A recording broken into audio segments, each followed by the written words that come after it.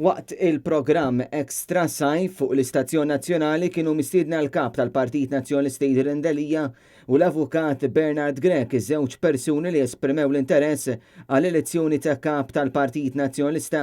Tul l-intervista Idher Delija qal li biex il-partit ikun b'saħħtu irid ikun hemm il-lealtà lejn xulxin għaliex bekk ikun hemm laqda biex il-Partit Nazzjonalista jissaħħaħ. Partit biex ikun b'saħħtu irid ikun hemm il-lealtà, hekk għażiltu l-logo jien. Għada b'lealtà, il-lealtà lejn il-partit, il-lealtà lejn il-kap. Jiena nkun minix inħobb il-Partit Nazzjonalista jekk ikun hemm kap u ma nkunx warah. Jien nkun qed nitħaq bija nnifsi u nittradixxi lill-partit jekk ikun hemm kap u mhux tal-li ma nappoġġjahx tal-interfu.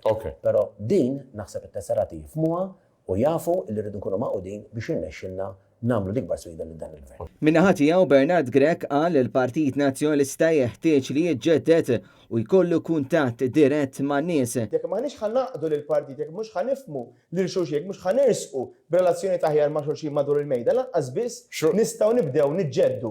Jekk maħniex se niġġeddu, jekk mhux se noħolqu netwerk organizzattiv kif suppost fil-partit. Ma rridux ninsew li l-partit illum sfortunatament tilef il-kuntatt man nies hemm barra. Tilef il-kuntatt għaliex is-swaba mhux qed jersqu, mhux qed jaslu mid-dar ċentrali tan-nies. Waqt din l-intervista il-kap tal-Partit Nazzjonalista tkellem dwar id-deal korrott tal-Electrogas u insista li se jagħmel dak kollu possibbli biex il-poplu Malti u Awċi ma jibqax ikun misruq. Qatt ma bżajt niġġieled il-korruzzjoni, minix sa nibża u jekk hawn xi ħadd li jrid jittestja iġib il-qudiem inkluż tal-Electrogas, tkellimt illum.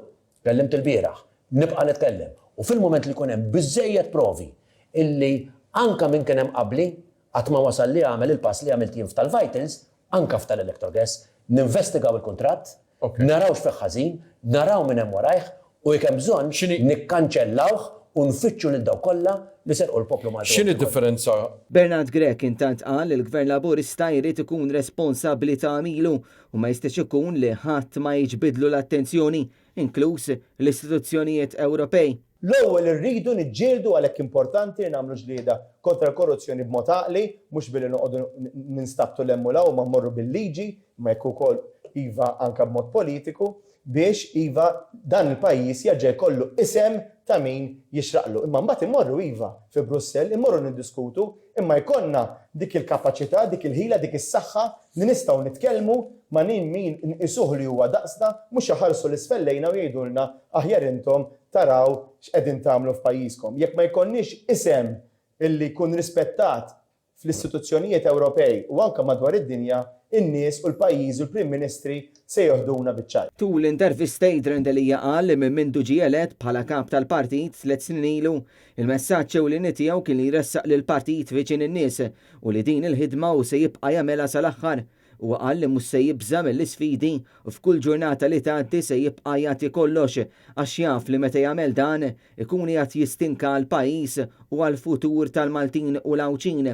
Bernard Grech stqarr li l-Partit Nazzjonalista se jibqa' jkun mibni fuq id-diskussjoni kemm interna u anke maċ-ċittadini. Saħaq ukoll li fid-deċiżjonijiet li se jittieħdu trid tingħata priorità is-saħħa tal-poplu Malti u Awċi kollu u li ssir ħidma biex isem Malta jitnaddaf u jerġa' jkun rispettat.